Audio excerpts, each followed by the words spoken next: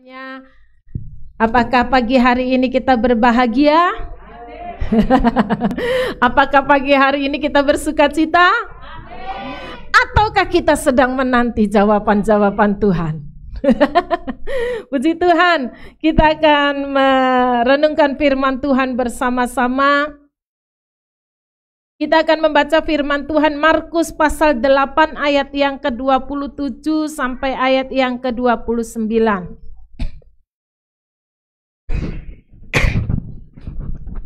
Kecil banget tulisannya. Markus pasal 8 ayat yang ke-27 sampai 29. Kalau sudah dapat kita akan baca bersama-sama. 1, 2, 3. Kemudian Yesus beserta murid-muridnya berangkat ke kampung-kampung di sekitar Kaisaria Filipi. Di tengah jalannya ia bertanya kepada murid-muridnya, kata orang, siapa aku ini? Jawab mereka, ada yang mengatakan Yohanes Pembaptis, ada juga yang mengatakan Elia, ada pula yang mengatakan seorang dari para nabi. Ia bertanya kepada mereka, tetapi apa katamu, siapakah aku ini? Maka jawab Petrus, engkau adalah Mesias.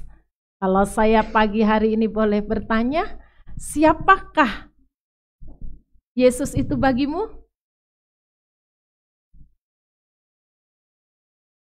Mungkin ditanya yang lain, siapakah Yesus bagimu? Apa Bek? Juru selamat. Wait, apa Yesus itu bagimu? Juru selamat. Wih, rata-rata jawabannya sama semua, juru selamat. Juru selamat apa ini? Gitu loh. Juru selamat apa ini? Ya, saudara yang kasih Tuhan, pengakuan kita, oh Yesus juru selamat, oh Yesus ini, Yesus itu, Yesus ini, ya kan seperti yang dikatakan. Saya tidak membahas tentang bagaimana, apa sih latar belakangnya sampai muncul pertanyaan ini di Kaisaria itu ada apa, sampai muncul pertanyaan ini. Tapi saya ingin membagikan apa yang Tuhan beri bagi saya, dan saya rindu juga Bapak Ibu Saudara semua mengalaminya. Pengakuan kita terhadap seseorang itu tergantung dari apa? Pengenalan kita ya. Kalau saya tahu belum tentu saya kenal. Ya kan? Saya tahu Bapak Presiden tapi saya nggak kenal Bapak Presiden. Saya tahu siapa suami saya. Oh, bukan cuma tahu, saya kenal sampai keseluruhannya, ya kan? Yang orang lain tidak kenal, saya kenal. Nah, Bapak Ibu Saudara sekalian, kenapa demikian? Pengakuan itu muncul kalau Bapak Ibu Saudara tanya, siapa suaminya Bu Lisda? Oh, Pak Selby. Itu siapa sih? Oh, pokoknya baik. Pokoknya sayang sama saya. Itu kan saya, karena saya kenal sama dia gitu. Jadi saya akan memunculkan pengakuan itu karena saya mengalaminya, karena saya mengenal dia. Nah, berbeda dengan Bapak Ibu Saudara sekalian hanya sekedar tahu gitu ya. Mengenal, maksud saya mengenal ini mengenal sampai orang yang lain tidak tahu, saya tahu. Nah, gitu ya. Jadi itu muncul, pengakuan itu akan muncul ketika kita memiliki hubungan yang benar. Saya akan bagaimana saya melihat Pak Selby, sebagaimana saya melihat pasangan saya akan muncul pengakuan saya gitu ya. Contohnya begini, ketika saya melihat bahwa suami saya ini adalah orang yang diberi Tuhan buat saya. Saya melihat dia adalah orang yang diberi oleh Tuhan buat saya. Orang lain tidak melihat gitu ya. Ya, orang lain pasti garis besarnya akan berkata begini, bahwa Pak Selby adalah jodohnya Bu Lisda gitu ya. Bu Lisda adalah jodohnya Pak Selby. Tapi saya melihat dia adalah orang yang diberikan Tuhan buat saya. Saya melihat itu. Dan ketika saya melihat Pak Selby bahwa dia adalah orang yang diberikan Tuhan buat saya akan menghormati dia sama seperti saya menghormati Tuhan. Sama seperti saya menghormati Tuhan, ya. Tapi ketika saya melihat bahwa dia adalah teman hidup yang berjalan bersama-sama supaya nanti kalau hari tua ada teman cerita gitu ya. Itu kalau saya melihat dari segi itu, maka saya akan melihat dia seperti itu. Nah, saya akan menjaga dia dan dia juga akan menjaga saya. Kalau saya melihat dia adalah datangan dari Tuhan, diberikan Tuhan buat saya akan menghormati dia terlepas dia punya kelemahan, dia punya kekurangan, ya kan? Terlepas dia punya kekurangan-kelemahan. Tapi kalau saya melihat dia adalah orang yang berjalan bersama-sama saya untuk mengasah saya, kan seringkali begini, itu memang diizinkan Tuhan supaya orang menajamkan besi menajamkan besi, orang menajamkan sesama gitu kan, supaya saya itu menjadi lebih baik gitu ya. Kalau saya melihat dari sudut itu, yang ada adalah apa? Yang ada adalah saya akan terus merasa bahwa dia ini, waduh, jangan-jangan nanti dia mau asah saya punya karakter apa lagi ini. Jangan-jangan nanti dia mau asah saya apa. Akhirnya saya berusaha menjaga diri saya sendiri dan berusaha menjaga dia bagaimana supaya hidup kami itu dalam keadaan baik-baik saja. Tapi saya menikmati hubungan suami istri itu enggak. Karena saya berjalan dalam ketakutan. Ya kan? Karena berjalan dalam ketakutan, aduh jangan-jangan nanti aku salah lagi, nanti aku salah ngomong lagi, jangan-jangan nanti aku salah bertindak lagi, jangan-jangan wah nanti aku kena semprot lagi. Karena saya menganggap dia hanya sebagai seorang teman yang diberikan teman hidup untuk teman cerita, untuk teman nanti menghabiskan masa tua. Saya tidak melihat bahwa dia diberikan Tuhan oleh saya. Beda kan? Nah, jadi pengakuan itu muncul ketika kita mengenal, ketika kita tahu, ya, ketika kita tahu siapa orang tersebut. Termasuk juga begini, siapa Yesus itu bagi saya. Nah, Bapak Ibu Saudara sekalian, demikian juga pada pagi hari ini kita akan merenungkan siapa sih Yesus itu menurut kita. Tadi dibilang, siapa sih Yesus itu menurut Anda semua? Semua rata-rata jawabannya apa? Yesus adalah juru selamat. Puji Tuhan. Bapak Ibu yang kasih dalam Tuhan, kita membaca Yohanes 1 ayat 16 sampai ayat 17, baru Roma pasal 16 ayat 24. Sudah muncul? Yohanes pasal 1 ayat 16 dan 17. Kita baca bersama-sama 1, 2, 3. Karena dari kepenuhannya kita semua telah menerima kasih karunia demi kasih karunia. Terus, sebab hukum Taurat diberikan oleh Musa, tetapi kasih karunia dan kebenaran datang oleh Kristus Yesus. Amin. Roma 16 ayat 24. Roma pasal 16 ayat 24.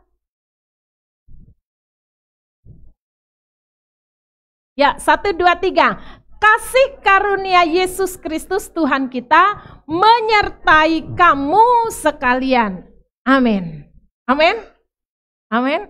Nah, Bapak Ibu Saudara yang dikasihi Tuhan, kita percaya bahwa Yesus Kristus itu adalah juru selamat. Kita percaya bahwa Yesus Kristus itu dia Immanuel, ya kan? Dia Immanuel. Immanuel berarti dia beserta kita. Beserta kita dalam keadaan apa? Dalam semua keadaan. Di mana dia beserta kita? Selalu ada, bukan cuma di gereja, bahkan di luar gereja pun dia beserta dengan kita. Sebab itu setiap orang yang menyadari bahwa Yesus menyertai dia, ya kan? Kalau dia menyadari Yesus beserta dia pasti mau bikin dosa. Udah mikir ada Yesus bersamaku, ya kan? Jadi saudara tidak sedang menghindari Yesus, tapi saudara sedang fokus kepada Yesus yang membuat saudara terlepas dari dosa. Amin. Jadi saudara tidak sedang menghindari dosa supaya saudara tidak berdosa, tetapi saudara sedang berfokus kepada Yesus yang menyertai saudara sehingga saudara terhindar dari dosa. Beda kan? Gitu ya. Kalau itu saudara berusaha dengan usaha sendiri, tetapi Yesus ada di dalam kita, dialah yang melepaskan kita. Nah, puji Tuhan, kita percaya Dia Immanuel, Dia menyertai kita, bukan hanya menjaga kita supaya kita tidak berbuat dosa, tetapi Dia juga penyelamat kita dari dosa. Nah, bukan hanya penyelamat dari dosa, tetapi juga penyelamat dari semua masalah kehidupan kita selama kita masih hidup. Amin. Saudara percaya bahwa Dia menyelamatkan saudara dari semua kebutuhan saudara? Dia menyelamatkan semua dari kelemahan saudara? Saudara percaya? Dia bukan hanya menyelamatkan kita dari dosa. Sebab itu Tuhan ingin kita mengetahui apa sih Tuhan itu bagi kita. Sehingga kita benar-benar menikmati yang namanya hidup. Bukan cuma dilepaskan dari dosa, tetapi juga dilepaskan dari setiap masalah-masalah yang kita hadapi. Saya katakan orang yang punya kasih karunia juga bukan berarti tidak mengalami yang namanya persoalan, pencobaan, dan segala macam. Semua orang hidup selama hidup mengalami itu. Tetapi cara kita memandang sangat-sangatlah berbeda. Bapak Ibu Saudara sekalian, pada pagi hari ini, hidup kita ini bukan cuma hanya berbicara tentang mujizat demi mujizat. Kalau kita melihat atau kita mendengar setiap kesaksian orang yang saudara lihat dan pahami dan saudara ceritakan ulang kepada orang lain apa? Biasanya kita akan berkata begini, itu loh saya dengar kesaksian bapak itu, saya dengar kesaksian ibu itu, dia lakukan ini, itu. Makanya dia mendapatkan mujizat. Nah, setelah itu kita mencoba untuk mengikuti, ya kan? Kalau Tuhan aja tolong Bu Lisda sama Pak Selvi dengan cara begitu, pasti Tuhan tolonglah sama aku. Akhirnya Bapak Ibu Saudara mencoba melakukan seperti apa yang saya lakukan. Begitu tidak ada jawaban, begitu saudara marah. Lah, apa bedanya Tuhan? Kok Tuhan bedakan aku sama Bu Lisda? Kok Tuhan bedakan aku sama Pak Selvi? Kok Tuhan bedakan aku sama Pastor Rizal? Kok Tuhan bedakan aku? Kan kita sama-sama ke gereja bareng, makannya firman Tuhan juga bareng, makannya juga sama-sama bareng. Semua sama, tetapi kenapa kita berbeda? Sebab pengenalan kita bukan karena apa kata orang dan bukan mengikuti cara orang. Bapak Ibu Saudara sekalian, seringkali kita mencoba melihat apa sih yang dilakukan Bapak Ibu itu sehingga dia mengalami mujizat yang luar biasa. Saudara lupa bahwa itu tidak akan menghasilkan apa-apa bagi kita. Tetapi ketika kita melihat, wow, ternyata di dalam penderitaan mereka, ternyata dalam persoalan mereka, ternyata dalam masalah mereka, wow, kasih karunia Tuhan berlaku atas mereka.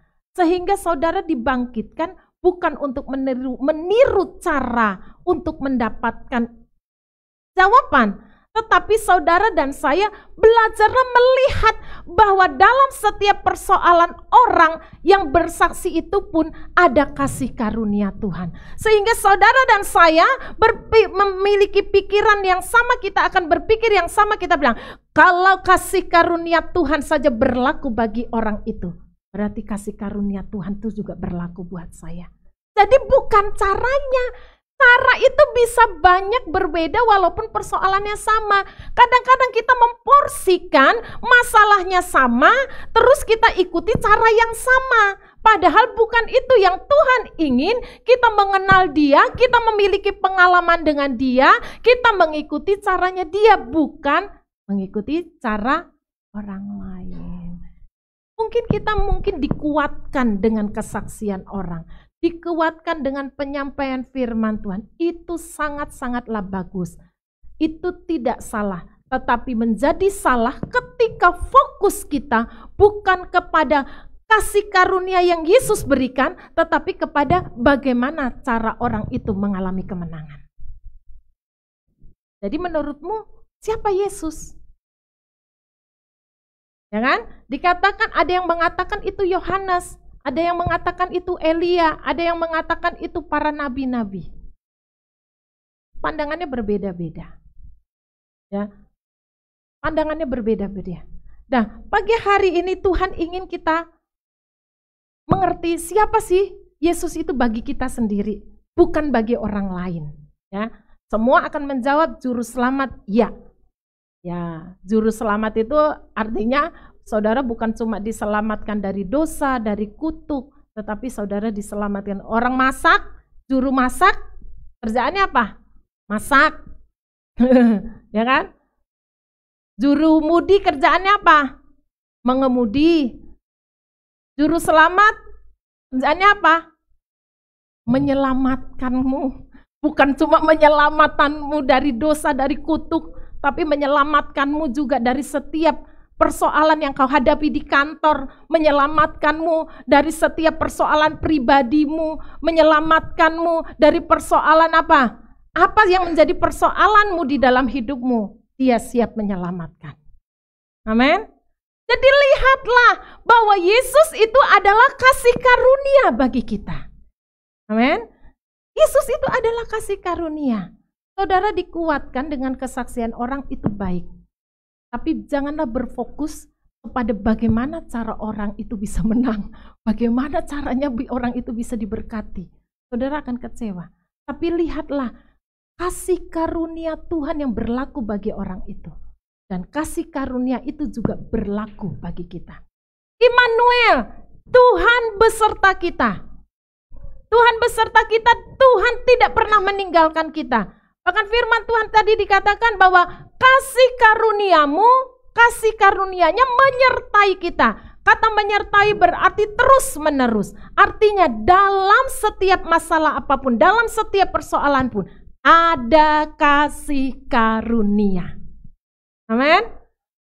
Ada jawabannya. Kasih karunia. Siapa? Yesus itu sendiri. Ya kan? Hukum Taurat datang diberikan oleh Musa. Tetapi kasih karunia dan kebenaran diberikan oleh Yesus. Ada di mana? Di dalam kita. Jadi kasih karunia ada di mana? Di dalam. Jadi mungkinkah kasih karunia meninggalkanmu? Mungkinkah itu? Nah, jadi apa ketika engkau tahu bahwa kasih karunia pun tidak pernah meninggalkan saya, selalu menyertai saya, saudaraku, ada alasan enggak untuk kita lemah? Ada alasan enggak kita stres menghadapi persoalan? Ada. Karena kita lihat ada kasih karunia dalam setiap keadaan. Diberikan kata selalu dikatakan kasih karunia demi kasih karunia. Kita menerima kepenuhan Kristus seperti beberapa minggu yang lalu saya sampaikan, kita menerima kepenuhan Kristus, maka kita juga menerima kasih karunia demi kasih karunia. Amin. Jadi selalu ada jalan keluar. Selalu ada jawaban. Selalu ada pertolongan. Selalu ada apa lagi? Kesembuhan. Selalu ada jawablah yang engkau butuhkan. Seperti itu. Kasih karunia selalu ada bagi kita. Karena Yesus Immanuel yang tidak pernah meninggalkan kita itu ada bersama kita. Amin. Jadi lihatlah Dia yang adalah kasih karunia itu di dalam setiap keadaan kita. Amin. Tuhan Bapak Ibu Saudara kasih. Sebab itu Dia rindu loh ya, bukan kita rindu. Dulu Bapak Ibu Saudara selalu berkata begini, kita sering mendengar perkataan begini. Jangan sampai engkau mengenal Tuhan dan Tuhan tidak kenal engkau. Ngeri kali. Ya kan? Bukannya terbalik, tapi orang yang hidup mengenal kasih karunia akan berbalik. Bukan berkata begitu. Jangan sampai Tuhan mengenal kita, tapi kita tidak kenal Tuhan. Ya kan? Ingat waktu di tengah gelombang laut, ya kan? Di tengah gelombang dan lautan yang badai demikian rupa, Yesus datang tiba-tiba berjalan di atas air, bisa-bisanya murid bilang, hantu, tidak mengenal. Gitu lah.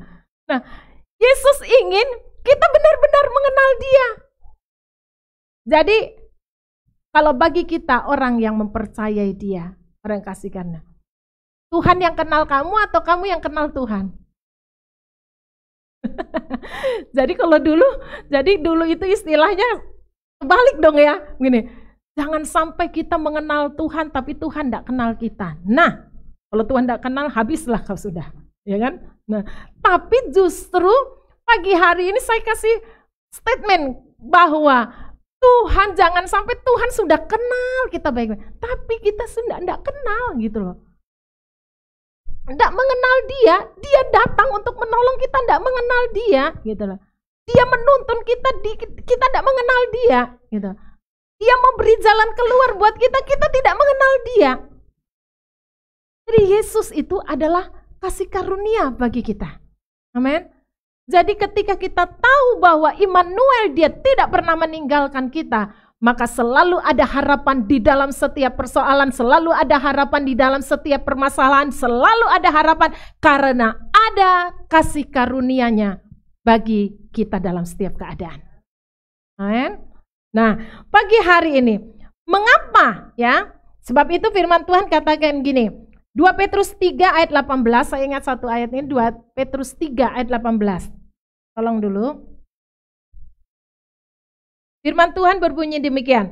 Tetapi bertumbuhlah ya, bertumbuhlah dalam kasih karunia dan dalam pengenalan akan Tuhan dan juru selamat kita Yesus Kristus. Baginya kemuliaan sekarang dan sampai selama-lamanya.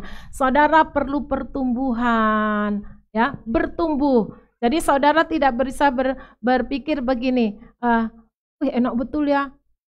Saya kemarin beberapa lalu ada satu pertemuan gitulah.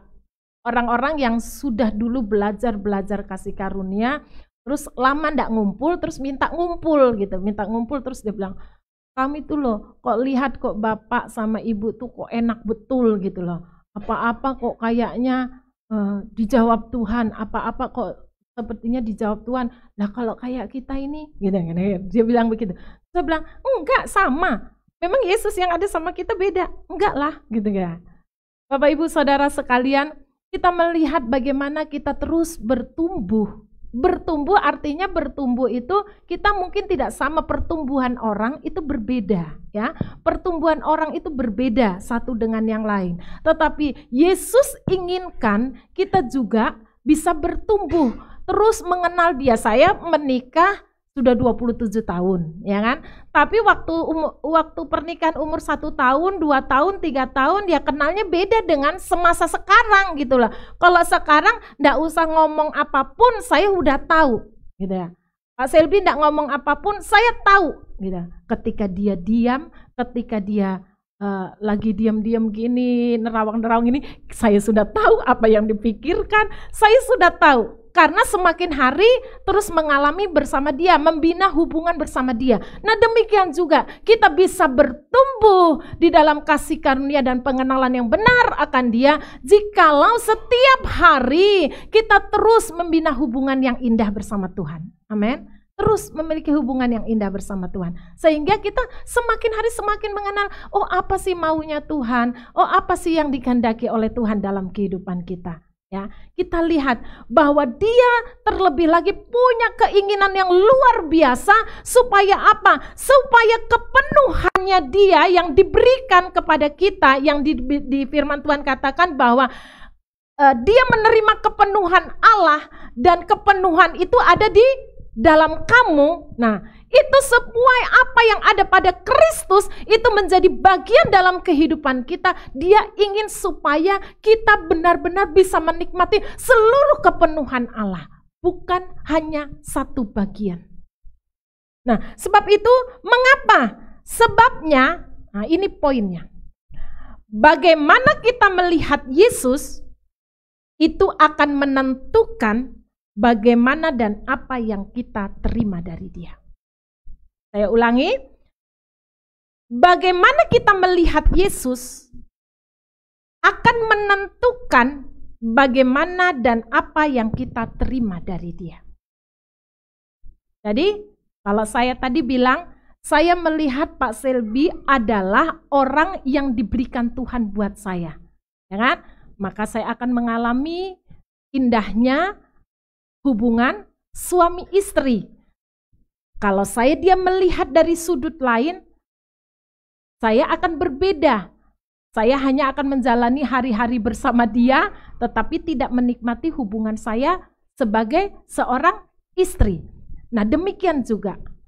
Kalau kita melihat Yesus itu sebagai juru selamat kita, nah, harusnya kita percaya dia juga menyelamatkan kita. Bukan cuma dosa, bukan cuma apapun yang menurut saudara yang sudah diselesaikan di atas kayu salib. Bukan cuma kutuk, tapi dia menyelamatkan saudara dari pekerjaan, menyelamatkan saudara dari hutang, menyelamatkan saudara dari ini, dari itu, dari ini, dari itu. Jadi bagaimana kita melihat Yesus, dan itulah yang kita terima. Saudara ingat satu cerita, kita melihat cerita firman Tuhan di dalam Matius. Kita melihat apa yang dikatakan Matius pasal 13. Mulai dari ayat 55 kita lihat. Bukankah ia ini anak tukang kayu? Bukankah ibunya bernama Maria dan saudara-saudaranya Yakobus, Yusuf, Simon dan Yudas? Terus. Dan bukankah saudara-saudaranya perempuan semuanya ada bersama kita? Jadi dari mana diperolehnya semua itu? Terus. Lalu mereka kecewa dan menolak dia. Maka Yesus berkata kepada mereka, seorang nabi dihormati di mana-mana kecuali di tempat asalnya sendiri dan di rumahnya. Terus. Dan karena ketidakpercayaan mereka, tidak banyak mujizat diadakannya di situ. Bapak Ibu Saudara sekalian, kalau kita membaca firman Tuhan ini, dulu kita sering pakai ini patokan begini, biasa kalau di keluarga ya enggak didengar, harus orang lain yang nginjilin gitu kan, ya kan? Atau lagi kita, kalau di kantor mana didengar, harus panggil pendetaku dulu supaya didengar gitu. Tapi maksud firman Tuhan ini bukan itu. Saudaraku, orang yang ada di Nazaret itu, mereka sudah melihat begitu dahsyatnya Yesus mengajar. Tapi ketika mereka melihat bahwa dia ini berasal dari keluarga tukang kayu, ya kan? Melihat keluarga tukang kayu, mereka menjadi kecewa, mereka menjadi menolak dia. Saudaraku yang kasih dalam Tuhan Yesus Kristus, ketika engkau melihat Yesus bagimu apa, jadilah itu yang seperti engkau terima. Contoh, ketika engkau sakit, engkau berkata bahwa Yesus adalah penyembuhku. Jadilah seperti itu. Nah, tapi kadang-kadang kita balikkan lagi. Kalau sakitnya cuma flu, sakit perut, masuk angin, saya percaya itu. Tapi giliran kanker, tunggu dulu. Ya saudara akan mengalami kesembuhan yang masuk angin. Tapi saudara tidak akan pernah mengalami kesembuhan yang lebih besar. Saudaraku, ya, saya pernah ini tidak sedang menjebak Tuhan, tetapi sangat-sangat meyakini. Kadang kita juga percaya yang besar, tapi tidak percaya yang kecil. Saya pernah bersaksi bagaimana saya hamil Ricci 18 tahun yang lalu. Saya itu dinyatakan dokter bahwa saya ada kista. Dan kista itu terus membesar. Lalu dokter berkata, itu harus dioperasi. Sebenarnya gampang aja. Kalau saya mau pergi, dokter semua gratis ditanggung perusahaan. Mau habis berapapun ditanggung perusahaan. Bisa nggak saya pergi? Saya pergi. Tapi saya waktu itu, saya tahu bahwa Yesus itu menyelamatkan saya. Termasuk menyelamatkan bayi yang ada dalam kandungan saya. Oh, saya sangat tahu, sangat peka waktu itu karena saya tahu ini anak terakhir, anak laki-laki. Sangat tahu itu. Lalu saya bilang, sudah mau ke dokter kah? Enggak. Saya bilang, enggak. saya bukan anti dokter. Ada waktunya saya harus ke dokter, ada waktunya ketika Tuhan taruhkan rema bagi saya, dan saya berkata bahwa saya akan dioperasi sendiri oleh Tuhan. Dan benar itu terjadi, gitu ya. Tanpa operasi, waktu itu saya bawa aja pelayanan, saya nggak fokus kepada kista itu. Saya cuma pokoknya setiap hari saya hanya berkata, saya mempercayai bahwa anak saya tumbuh sehat, sempurna, tidak kurang suatu apapun. Itu saja. Pelayanan. Wah, pelayanan enggak deket-deket lagi waktu itu. Sudah pelayanan, terus tiba-tiba sudah pulang pelayanan, kok saya seperti mau melahirkan ya, saya bilang gitu. Tunggu, saya mau ke kamar mandi, saya bilang. Saya kok sakit perutnya luar biasa. Nah, saya nggak pernah keguguran, jadi saya nggak tahu. Yang saya tahu, saya sudah pernah melahirkan 2 kali. Sakitnya seperti melahirkan. Saya cuma setiap hari saya cuma bilang terima kasih Tuhan, Engkaulah penyembuhku. Dulu ada lagu I believe you're my person. Itu terus saya nyanyi.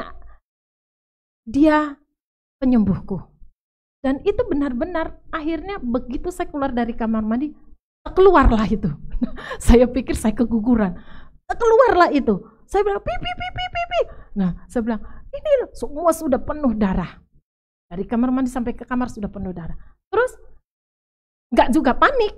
Pak Selvinya enggak panik. Ayo duduk. Apa yang Pak Selvi bilang? Nah, kan kamu minta dioperasi sama Tuhan sendiri, katanya gitu. Dan benar itu. Terus akhirnya ini mau ke dokter udah jam 1 malam. Enggak mungkin. Ya sudah, nanti tunggu dulu gitu. Ketika periksa ke dokter, ternyata dokternya lagi simposium kemana gitu, keluar kota. Akhirnya saya ke dokter lain. Hanya untuk, saya tidak meyakinkan itu kista udah keluar atau belum. Enggak, saya hanya ingin meyakinkan itu bayi ada enggak, sehat enggak gitu. Saya enggak tanya. Begitu sama, kenapa ibu tanya begitu? Saya kan cuma tanya, dok, bayi saya sehat. Ini dokter yang lain. Dok, bayi saya sehat. Oh sehat bu, gitu. Kenapa ibu tanya begitu? Dia tanya, enggak dok. Kemarin saya itu pendarahan luar biasa gitu. Terus dia tanya, oh ya? Dia periksa lagi. Enggak, itu bayinya sehat itu. Bayinya sehat, kistanya keluar. Nah saudaraku, itu penyembuh. Nah saudaraku, ketika kita juga butuh sesuatu, contoh ini ya, kita butuh sesuatu. Butuh uang 100, kita berani beriman. Kita berani percaya kepada dia. Giliran butuh uang 5 juta. Ini kira-kira Tuhan tolong enggak ya? Kan kembali lagi saya bilang, Yesus adalah kasih karunia. Ada saja caranya Tuhan untuk menolong kita. Yaitu kasih karunia. Jadi jangan pikirkan caranya. Tapi lihatlah bahwa kasih karunia-Nya tetap ada di dalam setiap keadaanku. Amin. Nah, saudaraku, kita melihat bagaimana kita melihat Yesus, itulah yang kita terima. Mungkin di satu sisi kita melihat Yesus adalah penyembuh kita. Sembuhlah engkau. Tapi kadang kita lupa, ketika kita punya kebutuhan begitu besar, kita tidak melihat Yesus di kebutuhan kita. Apakah Yesus hanya menolong engkau di satu bagian? Di satu bagian lainnya? Sementara firman Tuhan katakan bahwa dia menerima kepenuhan Allah dan kepenuhan Allah itu ada di dalam kita. Jadi seluruh aspek, seluruh bagian. Jadi tergantung kamu mau lihat Yesus itu sebagai apa di dalam diri. Melihat Yesus itu sebagai apa dalam hubungan suami istrimu. Melihat Yesus itu sebagai apa di dalam pekerjaanmu. Melihat Yesus itu sebagai apa di dalam kesehatanmu. Melihat Yesus itu sebagai apa dalam cita-citamu. Lihat Yesus di situ. Sebagaimana engkau melihat Yesus di dalam semua rentetan permasalahan persoalan hidupmu. Begitulah engkau menerima dia. Amin. Jadi Yesus bukan hanya satu bagian. Yesus penuh. Maka kasih karunia-Nya pun penuh bagi kita. Amin. Kasih karunia-Nya tidak sebagian. Bahkan firman Tuhan katakan kasih karunia-Nya menyertai kamu. Bahkan di dalam setiap keadaan, di dalam setiap kesempatan selalu lihat ada kasih karunia Tuhan di situ. Jangan coba melihat Yesus hanya di satu bagian. Dia berikan penuh kepada kita. Lihat Yesus sebagai penyembuh, harusnya engkau bisa melihat Yesus sebagai penyedia. Lihat Yesus, bisa melihat Yesus sebagai penyedia, harusnya kita juga bisa melihat Yesus sebagai pemegang hidup kita, pemilik hidup kita. Wow, saya nggak mau rugi. Saya nggak mau melihat Yesus hanya di satu bagian, tetapi saya mau melihat di seluruh bagian hidup saya. Amin. Karena dia penuh. Dan dia yang penuh itu tinggal di dalam kita. Nggak kemana-mana, nggak jauh. Cuma kita hanya mau melihat seperti orang buta. Yang mana gajah, kalau ininya panjang dia bilang panjang. Yang mana ini telinganya lebar, kita bilang lebar. Cuma hanya di satu bagian. Tapi kita bukanlah orang buta. Kita orang yang sudah dicelikkan oleh Tuhan. Kita bisa melihat keseluruhan Allah itu ada dalam kita. Amin. Dalam keseluruhan hidup kita ada kasih karunia-Nya bagi kita. Wah, saya selalu bersemangat, saya bahkan di mobil, di tempat tidur pun ngomongnya begini. Tahu sayang, semangat aku kalau ngomong kasih karunia. Saya bilang, karena apa? Aku yang harusnya ndak layak, aku yang harusnya ndak bisa, tapi tetap bisa, tetap ada. Ya, harusnya tidak ada, tetap menjadi ada. Saudaraku, di dalam setiap keadaan kita. Jadi lihatlah Yesus itu kasih karunia bagimu. Lihatlah Yesus itu ada di seluruh bagian hidupmu penuh. Jadi kenapa kita pernah mendengar begini?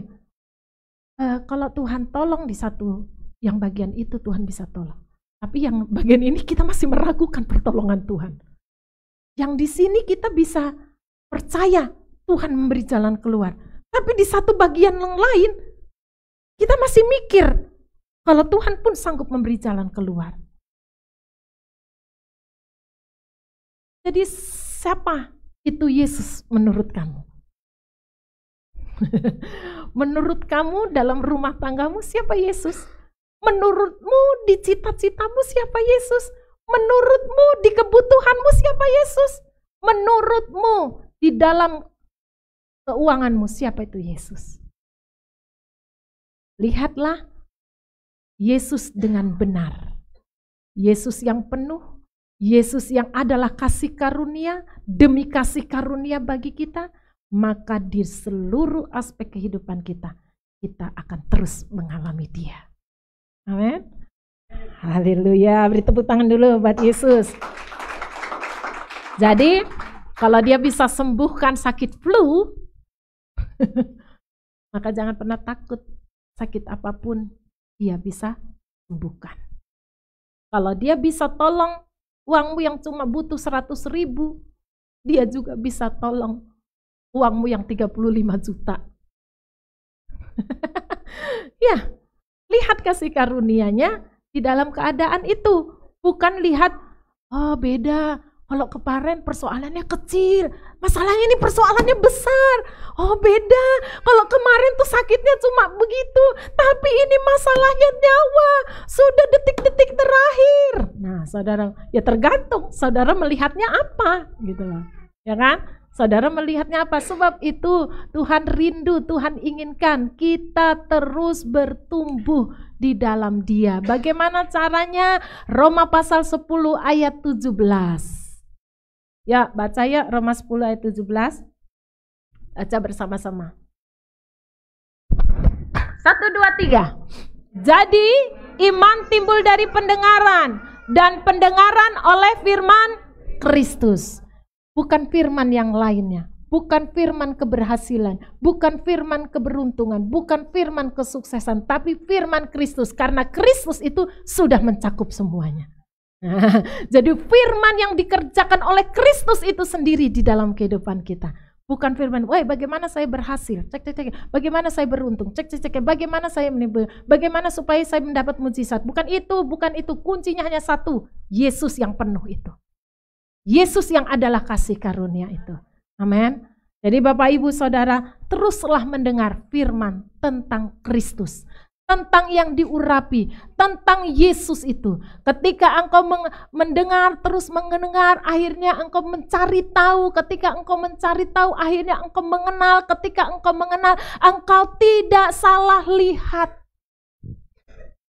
Ya, tidak menjadi salah lihat. Oh, ternyata Yesus bilang dia mau menyelamatkan kita semua. Bukan cuma menyelamatkan sakitku, tapi juga mau menyelamatkan keuanganku. Bukan cuma mau menyelamatkan pekerjaanku, tapi juga mau menyelamatkan rumah tanggaku. Bukan cuma menyelamatkan masa depanku, tetapi juga mau menyelamatkan kehidupanku secara pribadi. Jadi lihatlah siapa Yesus bagimu. Dia yang penuh, dia yang adalah kasih karunia. Itu tidak pernah kemana-mana. Ada bagiku. Amin. Saya undang kita semua bangkit berdiri.